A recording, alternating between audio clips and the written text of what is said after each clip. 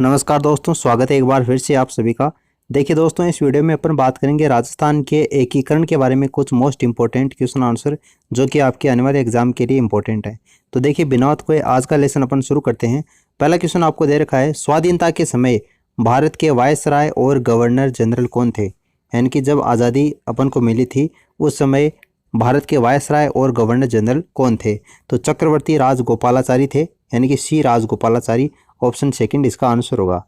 देखिए अगला क्वेश्चन है, जोधपुर के कौन से वो राजा थे जो कि अपनी रियासत को यानी कि जोधपुर रियासत को एक स्वतंत्र इकाई के रूप में रखना चाहते थे, यानी कि राजस्थान में वो विलय नहीं करना चाहते थे। ऐसे वो कौन से राजा थे? तो देखिए उन राजा का नाम था हनुमंत सिंह, लेकिन यहाँ पर देखिए आपको राजा हनुत सिंह दे रखा है, यानी कि थोड़ी सी टाइपिंग में मिस्टेक है। हनुमंत सिंह इसका राइट आंसर होगा, जो कि जोधपुर के राजा थे, जो कि अपनी रियासत को यानी कि जोधपुर रियासत को एक स्वतंत्र इकाई बनाए रखना चाहते थे। तो राजा हनुमंत सिंह इसका आंसर होगा।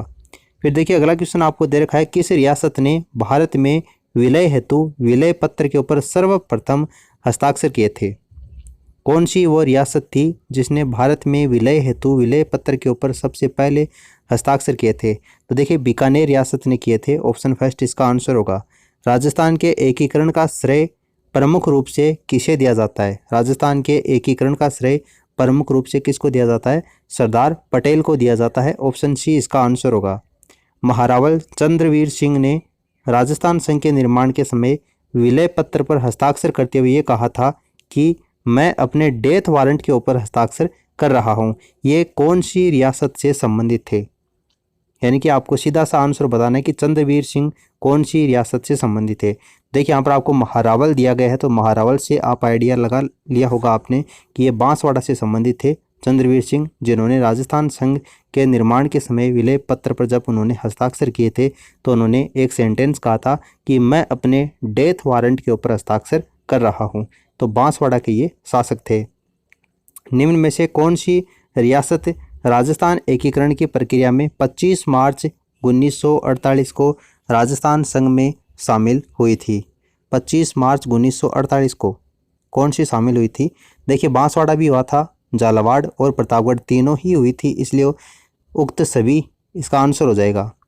फिर अगला क्वेश्चन दे रखा है, 15 मई 1949 को गठित संयुक्त बृहत्तर राजस्थान के प्रधानमंत्री कौन थे? यानी कि 15 मई 1949 को संयुक्त बृहत राजस्थान का गठन हुआ था, उस समय प्रधानमंत्री कौन थे? तो हीरालाल शास्त्री को बनाया गया था। ऑप्शन डी इसका आंसर होगा। अगला क्वेश्चन देखिए, सन 1950 में सिरोही रियासत की आबू दिलवाड़ा तहसीलों को किस प्रांत में शामिल किया गया था? आबू दिलवाड़ा तहसीलों को कौन से प्रांत में शामिल किया गया था? तो बम्बई प्रांत में इनको शामिल किया गया था। ऑप्शन सेकंड इसका आंसर होगा। काफ़ी इंपॉर्टेंट क्वेश्चन आंसर है, तो इसको आप ध्यान में रखना। फिर देखिए सिरोही की आबू व दिलवाड़ा तहसीलें मध्य प्रदेश के मंदसौर जिले की बानपुरा तहसील का सुनेल टप्पा व अजमेर मेरवाड़ा क्षेत्र को राजस्थान में कब मिलाया गया था? तो देखिए इनको 1 नवंबर 1956 को मिलाया गया था और इन्हीं के साथ में राजस्थान का एकीकरण पूरा हो गया था। यानी कि राजस्थान का एकीकरण पूर्ण कब हुआ था? 1 नवंबर 1956 को हुआ था। राजस्थान एकीकरण के तहत अंतिम समय में शामिल होने वाला क्षेत्र कौन सा था? तो अभी अपन ने बात की है अजमेर और मेरवाड़ा का क्षेत्र था, जो कि अंतिम समय में राजस्थान के एकीकरण में शामिल हुआ था। किस आयोग की सिफारिशों पर आबू दिलवाड़ा तहसीलों और अजमेर मेरवाड़ा क्षेत्र को राजस्थान में मिलाया गया था? यानी कि राजस्थान का जब अंतिम समय में कौन सी वो रियासत थी? तो अजमेर मेरवाड़ा की थी, लेकिन कौन से आयोग की सिफारिशों के आधार पर इनको राजस्थान में मिलाया गया था? तो देखिए राज्य पुनर्गठन आयोग की सिफारिशों के आधार पर इनको राजस्थान में मिलाया गया था। राजस्थान की सभी रियासतों को मिलाकर राजस्थान यूनियन का गठन करने हेतु 25-26 जून 1946 को राजपूताना, गुजरात व मालवा के नरेशों का सम्मेलन किसने बुलाया था? तो देखिए मेवाड़ के महाराणा के द्वारा ये सम्मेलन बुलाया गया था। ऑप्शन फर्स्ट इसका आंसर होगा। राजस्थान के एकीकरण में निम्नलिखित में से किसकी भूमिका थी? राजस्थान के एकीकरण में इनमें से किसकी भूमिका थी? प्रजामंडलों की, किसान आंदोलनों की, समाचार पत्र और संस्थाओं की, या इन सभी की? तो राजस्थान के एकीकरण में इन सभी की भूमिका थी, इसलिए उपयुक्त सभी इसका आंसर हो जाएगा। Option fourth. भारत की रियासतों के विलय के लिए सरदार वल्लभ भाई पटेल के नेतृत्व में रियासतों विभाग जुलाई 1947 में गठन किया गया, इस विभाग के सचिव कौन थे? तो वीपी मेनन इसके सचिव थे। सर्वप्रथम किसने 1919 ईस्वी में राजस्थान की सिफारिशों के समूहीकरण और एकीकरण के प्रश्न को उठाया था? तो लॉर्ड लिन लिथगो के द्वारा इस प्रश्न को उठाया गया था। संपूर्ण राजस्थान के एकीकरण में कितना समय लगा था? तो राजस्थान के एकीकरण में जो टोटल समय लगा था वो 8 वर्ष 7 माह और 14 दिन का समय लगा था, इसलिए ऑप्शन फर्स्ट इसका आंसर हो जाएगा। वो कौन सी रियासतें थी जो कि पाकिस्तान में मिलना चाहती थी? यानी कि जब राजस्थान का एकीकरण हो रहा था तो वो कौन सी 2 रियासतें थी जो कि पाकिस्तान में मिलना चाहती थी? तो धौलपुर और जैसलमेर की रियासतें थी जो कि पाकिस्तान में मिलना चाहती थी, इसलिए ऑप्शन फर्स्ट इसका आंसर होगा। निम्न में से एकीकरण से पूर्व संघ शासित प्रदेश कौन सा था? तो अजमेर मेरवाड़ा का क्षेत्र था। राजस्थान के एकीकरण से पूर्व कुल रियासतें और ठिकानों की संख्या कितनी थी? तो 19 रियासतें थी और 3 ठिकाने थे, इसलिए ऑप्शन सेकंड इसका आंसर होगा। निम्न में से ठिकाना नहीं था, यानी कि अभी अपन ने बात की है 19 रियासतें और 3 ठिकाने थे, तो उन 3 ठिकानों में कौन सा ठिकाना नहीं था? तो निमराना का ठिकाना था, लावा का था, कुशलगढ़ का था, लेकिन किशनगढ़ नाम से कोई ठिकाना नहीं था, इसलिए ऑप्शन सेकंड इसका आंसर हो जाएगा। जोधपुर के वे महाराजा जो अपने राज्य का स्वतंत्र अस्तित्व बनाए रखना चाहते थे, तो थोड़ी देर अपन ने बात की थी पहले, हनुमंत सिंह इसका राइट आंसर हो जाएगा। राज्य की सभी रियासतें एजीजी के अधीन थी, यानी कि एजेंट टू गवर्नर जनरल के अधीन थी। यह एजीजी का मुख्यालय कहाँ पर स्थित था? तो माउंट आबू में एजीजी का मुख्यालय स्थित था। निम्न में से गलत कथन कौन सा है? 4 कथन दे रखे हैं, गलत कौन सा है वो आपको बताना है। तो देखिए, राज्य की सबसे प्राचीन रियासत मेवाड़ थी, बिल्कुल सही बात है। राज्य की सबसे छोटी रियासत धौलपुर थी, ये कथन आपको इसमें गलत दे रखा है। इसके अलावा राज्य की सबसे नवीन रियासत यानी कि नई रियासत झालावाड़ थी, और सबसे बड़ी रियासत क्षेत्रफल के हिसाब से वो भी आपकी जोधपुर थी। तो ऑप्शन जो सेकंड है वो आपका असत्य कथन है और गलत कथन ही आपको पूछा था, तो ये इसका आंसर हो जाएगा। फिर देखिए, आपको सुमेलित करने वाले क्वेश्चन में से दे रखा है मुस्लिम रियासत। तो राजस्थान की एकमात्र मुस्लिम रियासत थी वो आपकी टोंक थी। टोंक के नवाब काफ़ी फेमस थे। तो टोंक यानी कि पहले का दूसरा, अब पहले का दूसरा देखो इनमें से कौन सा है? पहले का दूसरा आपको एक ही ऑप्शन में दे रखा है, ऑप्शन सी में, ये इसका आंसर हो जाएगा। तो मुस्लिम रियासत आपकी टोंक थी। राजस्थान का एकीकरण हुआ था 1 नवंबर 1956 को। राजस्थान का एकीकरण प्रारंभ हुआ था मत्स्य संघ के साथ में 18 मार्च 1948 को, और राजस्थान दिवस मनाया जाता है 30 मार्च को। यानी कि ऑप्शन आपको जो सी दे रखा है वो इसका करेक्ट आंसर हो जाएगा। फिर देखिए, मेवाड़ रियासत के सलाहकार कौन थे जिन्होंने एकीकरण के ऊपर बल दिया था? वो मेवाड़ रियासत के सलाहकार कौन थे जिन्होंने एकीकरण के ऊपर बल दिया था? तो के.एम. मुंशी थे, ऑप्शन सेकंड इसका आंसर होगा। राजस्थान के एकीकरण का प्रथम चरण कौन सा था? तो मत्स्य संघ राजस्थान के एकीकरण का प्रथम चरण था। मत्स्य संघ में शामिल नहीं था। कौन सी रियासत मत्स्य संघ में शामिल नहीं थी?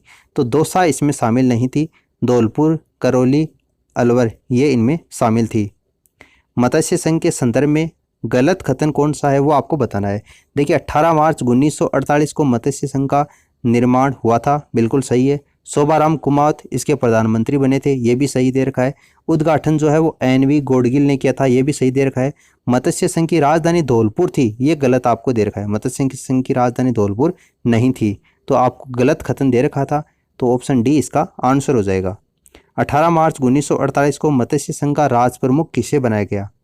18 मार्च 1948 को मत्स्य संघ का राज प्रमुख गणेश पाल जो कि करौली से थे उनको बनाया गया था। एकीकरण के द्वितीय चरण में पूर्वी राजस्थान संघ यानी कि 25 मार्च 1948 इसके प्रधानमंत्री कौन बने थे? तो शोभाराम कुमावत वो तो मत्स्य संघ के प्रधानमंत्री बने थे, और द्वितीय चरण यानी कि जो पूर्वी राजस्थान संघ है या पूर्व राजस्थान संघ है 25 मार्च 1948 उसके प्रधानमंत्री कौन बने थे? गोकुल लाल असावा बने थे। ऑप्शन फर्स्ट इसका आंसर होगा। 25 मार्च 1948 को पूर्व राजस्थान संघ की राजधानी कहाँ पर बनाई गई थी?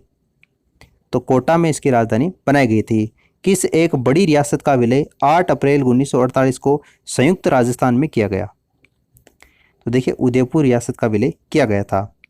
निम्न में से किस शासक ने अपने विलय पत्र पर हस्ताक्षर करते हुए कहा था कि मैं अपने डेथ वारंट के ऊपर हस्ताक्षर कर रहा हूं?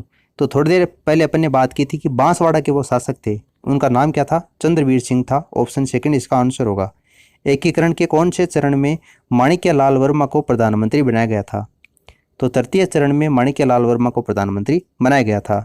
उदयपुर के किस महाराणा को 18 अप्रैल 1948 को राज प्रमुख बनाया गया था? तो भोपाल सिंह को बनाया गया था। संयुक्त राजस्थान संघ 18 अप्रैल 1948, इसका उद्घाटन किसने किया था? तो पंडित जवाहरलाल नेहरू के द्वारा इसका उद्घाटन किया गया था। किस भूभाग को छोड़कर 26 जनवरी 1950 को राजस्थान का एकीकरण संभव हुआ था?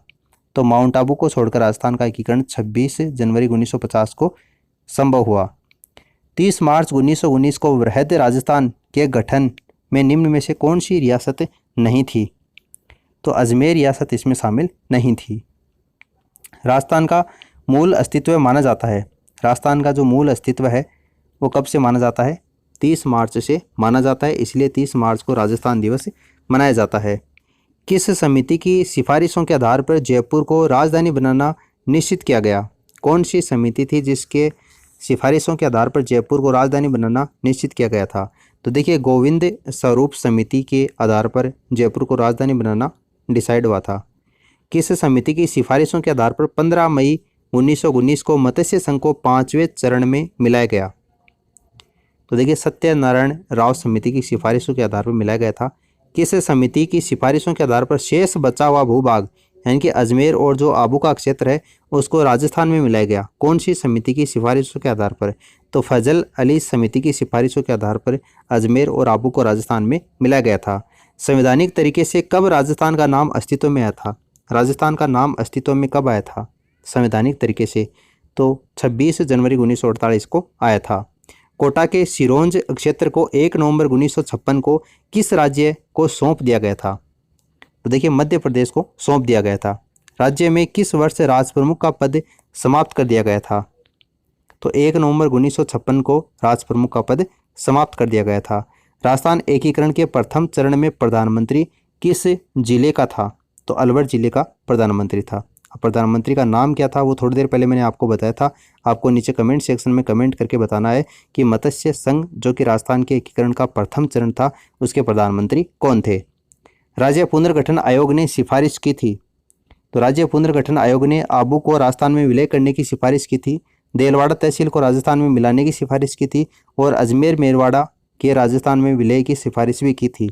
इसलिए उपयुक्त सभी इसका आंसर हो जाएगा। भारत की स्वाधीनता के समय ब्रिटेन के प्रधानमंत्री कौन थे? भारत की स्वाधीनता के समय ब्रिटेन के प्रधानमंत्री कौन थे? क्लीमेंट एटली थे।